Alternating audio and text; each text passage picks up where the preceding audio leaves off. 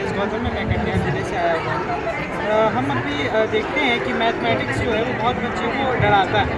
मतलब ऐसा बहुत बच्चे उनसे डरते हैं मैथमेटिक्स से।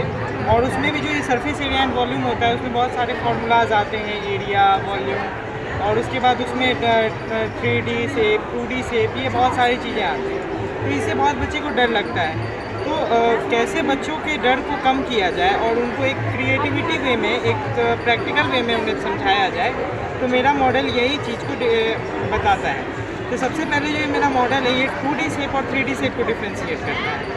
कि अभी जो भी आपके सामने ये खुला हुआ दिख रहा है मॉडल मेरा, ये सारा 2D शेप है, क्योंकि इसमें हाइट नहीं है, सिर्फ इसमें लेंथ और ब्रेथ है। अब अगर इसकी थिकनेस की बात करें तो थिकनेस है इसमें, लेकिन हम इसके थिकनेस को नेग्लेक्टेबल मानते हैं, क्योंकि ऐसे कोई भी चीज़ नहीं है जिसके बिना थिकनेस के हम उसे छू सकें। तो सही छू तो देंगे लेकिन हम उसे पकड़ नहीं पाएंगे, तो इसीलिए हम इसे 2D शेप मान लेते हैं। अब हम इसमें क्या करेंगे कि ये जो 2D शेप मान लीजिए, जैसे कि ये रेक्टेंगुलर सीट, जो रेक्टेंगुलर फेसेस, 6 रेक्टेंगुलर फेसेस हैं। अब जब हम इसे खींच कर ऊपर करते हैं, जब इसमें हाइट लाते हैं तो ये क्यूबॉइड बन जाता है। यस। तो ये क्यूबॉइड सबसे पहले तो इस बच्चे को ये समझ में आएगा कि ये क्यूबॉइड बन रहा है तो ये कैसे बन रहा है, उसके कंस्ट्रक्शन को वो अच्छे से समझेगा। अब ये कंस्ट्रक्शन जब वो समझेगा तो क्लास 3-4 के बच्चों को अभी फार्मूलाज तो नहीं आएंगे, वो सिर्फ 2D शेप और 3D शेप को समझेगा, तो इससे वो डरेगा नहीं, वो अच्छे से समझ लेगा। और उसके बाद फिर उसके कंस्ट्रक्शन को जान गया, फिर इसके फेसेस के बारे में, इसके वर्टेक्स के बारे में, इसके एजेस के बारे में वो जानेगा। उसके बाद जब उसकी क्लास हाई होगा तो वो इसके फार्मूलाज को पढ़ेगा, जैसे कि इसका जो वॉल्यूम होता है वो पढ़ेगा। उसके बाद इसके एरिया ऑफ फोर वॉल जिसे कहते हैं, टोटल सरफेस एरिया, ये सभी के बारे में पढ़ेगा। तो वो सब क्या होता है कि फार्मूलाज होते हैं, तो याद करने में थोड़ा प्रॉब्लम होता है, किसी बच्चों को याद नहीं रहता है। तो अगर इस मॉडल के इससे मदद से हम किसी भी बच्चों को याद नहीं करने से अच्छा है कि उससे उसके डेरिवेशन के बारे में सिखा देंगे, बच्चा खुद से भी उसको डेराइव कर लेगा फार्मूला को। तो अभी हम आपको बताते हैं कि कैसे इसका फार्मूला को डेरिवेशन करें।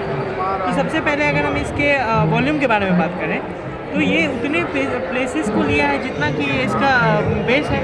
अब हम बेस के एरिया को लेते हैं, ये क्या है, रेक्टेंगुलर है, तो रेक्टेंगल का बेस एरिया क्या होगा, LB, और ये अपने एयर को कहाँ तक कंटेन कर रहा है, H तक कर रहा है, तो ये क्या हो जाएगा, L इंटू B जो नीचे था और ये H तक किया, तो ये LBH हो गया। अब हम इसके एरिया ऑफ फोर वॉल के बारे में बात करते हैं, तो ये जो इसका लेंथ, ये जो इसका क्या है, ये लेंथ है L जिसको कहते हैं, और ये क्या है, हाइट H, तो यहाँ पे LH हो गया, इधर भी LH है, 2LH, इधर ब्रेथ है, ये हाइट है, यस, BH, 2BH। तो अब हम दोनों का ऐड कर लेंगे, 2LH प्लस 2BH, और फिर हम 2 इंटू H को कॉमन ले लेते हैं, तो फिर क्या बचता है हमारे पास, और 2 into L plus B into H, जो कि इसका आपको एरिया ऑफ फोर वॉल होता है। तो हम इसके टॉप को और बॉटम के एरिया को अगर हम ऐड कर लेते हैं तो इससे हम लोगों को इसका टोटल सरफेस एरिया मिल जाएगा। और एक जो है, हम लोग पढ़ते हैं कि किसी भी क्यूबॉइड में जो सबसे बड़ा उसका ये साइड होता है वो उसका डायगोनल। हम लोग ये चीज़ तो पढ़ लेते हैं, लेकिन टीचर भी हमें समझा देते हैं, बट हम ये नहीं कर पाते कि क्यों सबसे बड़ा हो। तो हम अगर इसको प्रैक्टिकल वे में ले लेंगे तो ये भी बच्चे अच्छे से समझ जाएगा। तो हम सबसे पहले जो ये रेक्टेंगल है, रेक्टेंगल का डायगोनल, ये उसके ही हाइट का डायगोनल है।